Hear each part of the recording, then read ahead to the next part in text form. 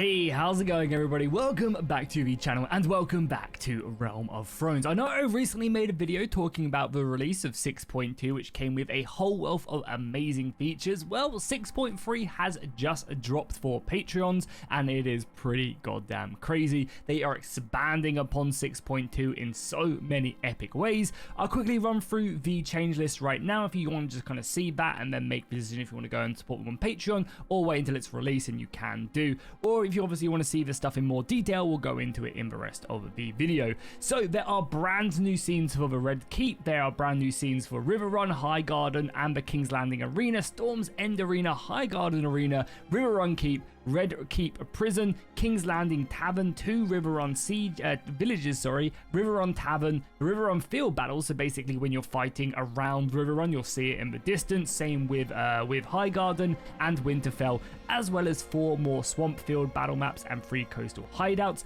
Not only that, we also now have the Battle of the, I'm not going to say the word because I don't get demonetized on this video, but the battle between Jon and Ramsay is just like the Battle of Blackwater Bay, where you can interact and you can kind of change history if you want to. There's now going to be a scripted custom battle for that battle, which is very, very exciting. I can't wait for them to add more, maybe some to do with Robb or something in the battles between the Starks and the Lannisters would be very, very cool. They've also added in, I believe, 7 brand new castles slash houses, some of these being the Hewitts, the Florence, the Carons, the Swans, the Illyrians, the Gargolans, the Sunglasses, yeah, I'm going to call them the Sunglasses now, the Sarsfields, the Lydens, and the Winewood, and the Rygers as well. Each of them have come with their own new castles.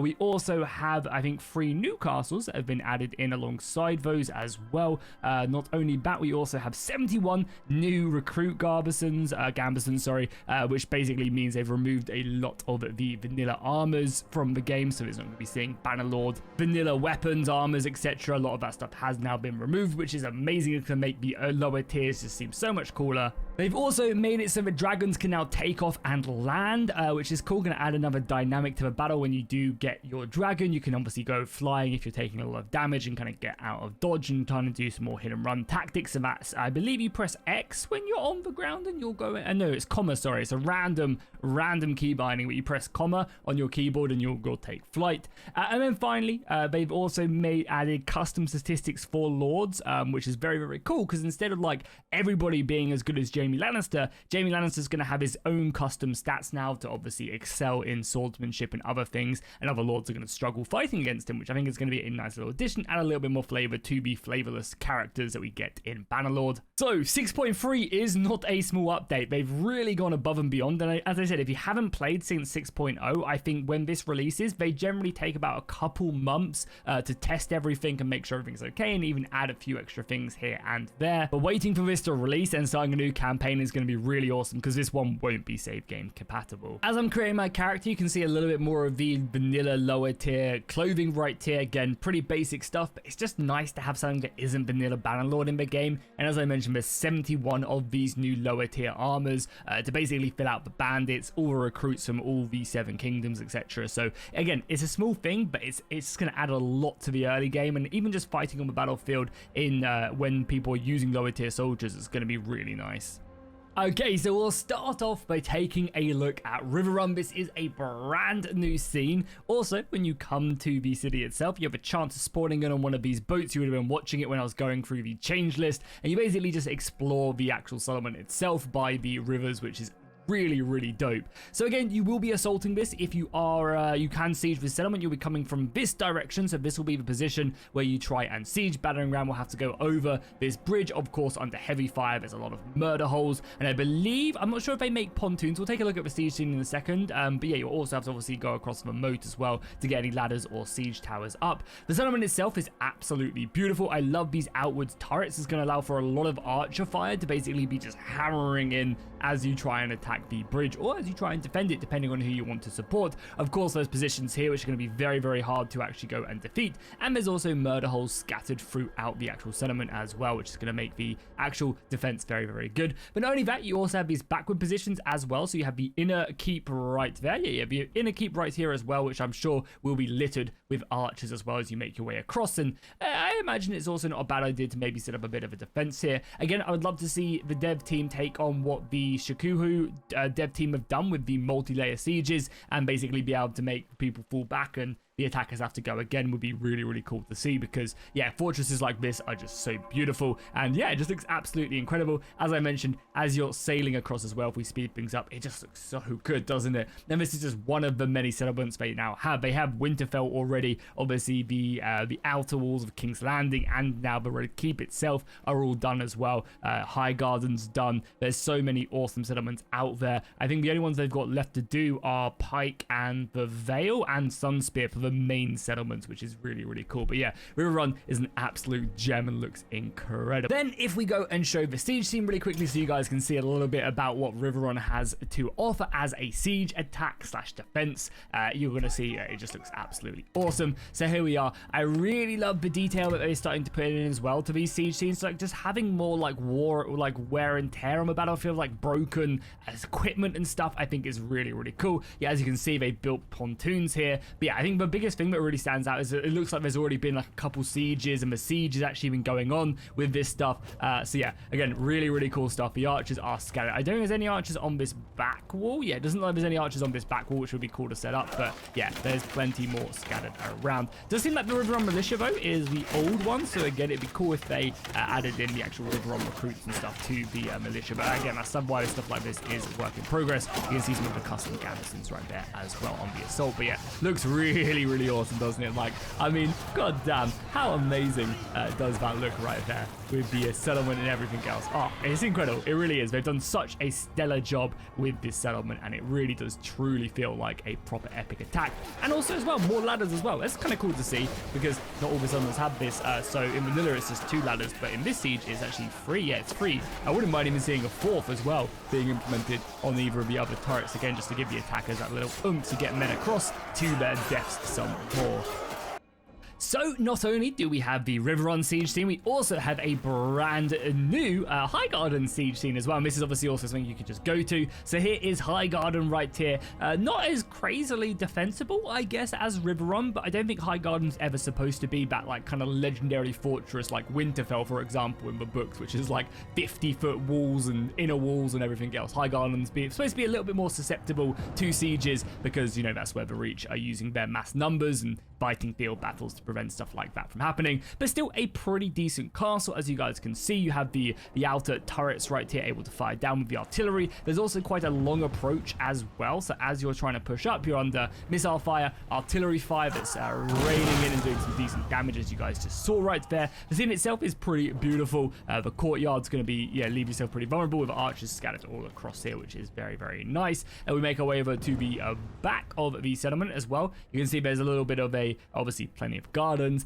but there's also this little bit down here which you can travel down into the actual village that is surrounding. You've got the arena right here as well with High Garden off in the distance. So if you fight in the arena, you'll be seeing that right there, which is pretty cool. And then you also have the river and the boats as well making their way around. So again, not more of a like kind of, I guess, defensive fortress type of thing, but High Garden has its own beauty, and I love the turrets as well. I think that looks really nice. So also now on top of them 2 settlements, we also have the Red Keep. The Red Keep is now a separate siege that you're going to have to do. You can just siege it normally, but I've not seen the AI do it, so I've always seen them go for King's Landing, and generally King's Landing is still pretty difficult for the AI to siege because they have about 900 defenders, and so does the Red Keep. So I like the way they've done this, splitting them up. It does kill a little bit of immersion if you can take the Red Keep before taking King's Landing, but again, I've not actually seen anybody siege this outside of the Battle of Blackwater Bay, which is the newer scripted battle that is in 6.2, which is the current public version of the mod. But yeah, if we set this under siege, and I'll show you guys a little bit more about the Red Keep. If you want to see what King's Landing looks like, well, we'll probably see it in the distance, but the actual siege scene itself,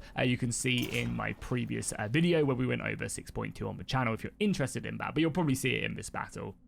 So here is the scene itself. So of course you have King's Landing. Again, normally when you siege King's Landing, you come from this direction. Oh, it's kind of cool as well. They've got the siege scene right here set up of like the battle that's already gone on. Oh, that's really cool. And like all the actual like destruction in the city. So that's, yeah, that's really, really nice indeed. But yeah, the Red Keep itself, you're going to be assaulting this position. You got some pretty small ladders here, and I believe over here to push up. Oh no, sorry, there's ladders over here as well, which you're going to be assaulting from this position. But yeah, you can see the Red Keep is absolutely stacked, and this is so cool, right? Like the fact that you're actually going to be able to siege the Red Keep is going to feel so epic when you finally take it, because you're going to not only have to take the city, but the keep itself is going to be a last stand. And I feel like this actually feels like a last stand as well, right? Like it doesn't just feel like, oh, just another battle where you're having to push on or do whatever. Like this actually feels as epic as the siege for King's Landing should feel. You know, you break the outer defense and now you have to take on the inner one. And as I said, it looks absolutely gorgeous. I mean, just, yeah, look at that battlefield right there.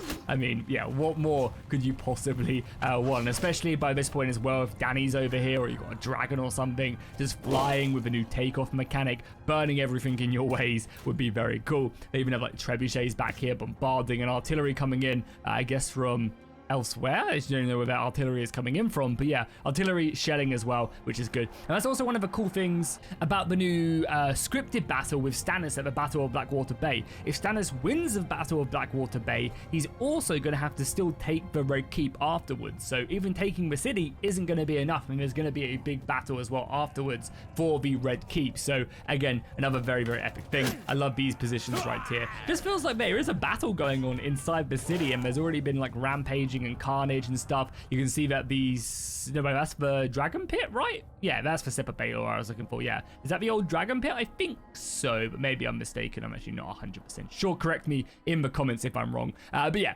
epic, adds so much extra detail to the campaign. They've absolutely nailed this.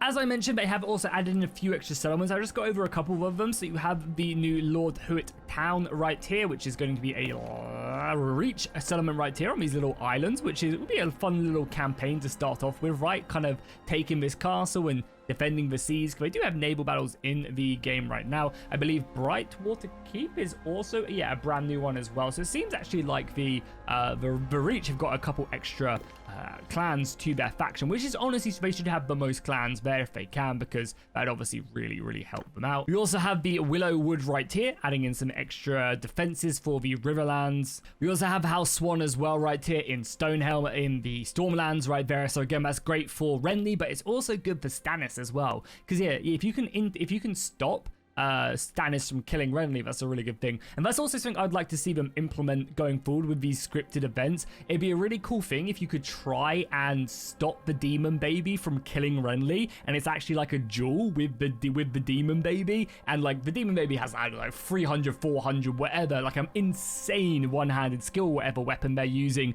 But if you're good enough and you can stop them, you'll save Renly that way instead of trying to kill Stannis and preventing it from happening. It'd be kind of cool maybe if you can, or maybe it'll be a quest line or something to get a special blade to kill it. All that stuff would be really cool. But as I mentioned, there are also, I think, 5 or 6 extra ones which I haven't covered, scattered throughout Westeros, so more clans helping out some of the other factions. Then if we jump into a battle with the dragon, I can show off the new takeoff mechanic as well. You can also see the field battle outside of Winterfell as well, so again, you can siege Winterfell if you want to. It's currently also got Baratheon banners on, which is kind of weird. But yeah, here we are on our dragon. If we press comma, we will see that we now take flight, and we can start flying around. You press space to go up. So again, if you press space and look up, you'll start making your way up. Of course, you can press X to, no, is it F? I don't want to dismount. I'm not sure if F is fire or F is dismount. I can't remember. But also, if you press space, you'll then go down. And if you keep on holding space whilst facing downwards, you'll then obviously land. And then you can start making your way across and causing mayhem and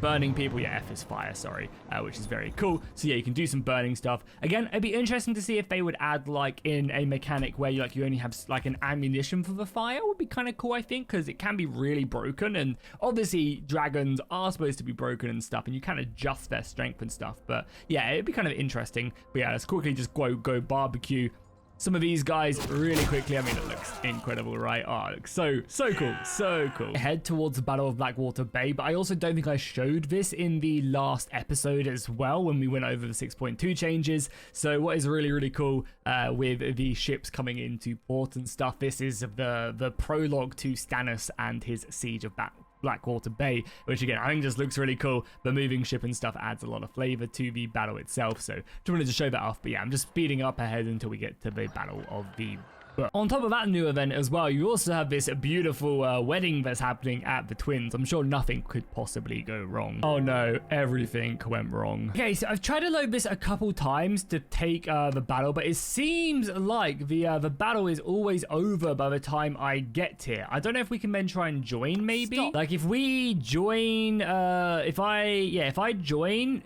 John and then we join the battle, will it actually trigger? Because I've done this a couple times and it seems like he just takes it normally. So let's see if we actually launch the battle, if the Battle of the Bastards does fire. Even though it doesn't really seem like we need much help in the way of it. So yeah, if we do siege, is it just a normal siege or what? Or maybe the event isn't just finished yet, but I know they are planning on it and it was supposed to be in this update. Yeah, it looks like it is just the normal siege of Winterfell, which again, don't get me wrong, looks absolutely awesome. Really, really cool stuff indeed. However, yeah, for some reason the Battle of the B word is not triggering for whatever reason, which kind of does suck, but I guess is what it is. So apologies, I couldn't show that off today, but that's going to do it for the video and everything new in this update. As I said, there is supposed to be a battle as artillery tries to hit me head on. Yeah, there is supposed to be a battle of the B word, but it seemingly isn't in this update, or maybe it just hasn't triggered, or they haven't kind of finalized its triggering quite yet. Either way, hopefully you guys enjoyed. Definitely go check out this Patreon build if you want to, because it is really awesome, and it should be released to everybody in a couple months. Normally it takes about 1 to 2 months for them to fix all the bugs, make sure there's no other major crash issues, and then give it out to everybody. So as always, drop a like, drop a comment down below. I am currently streaming a campaign on this update if you're interested, so tune in every Tuesday, Thursday at 2 p.m. PST. I'll see you guys in the next one.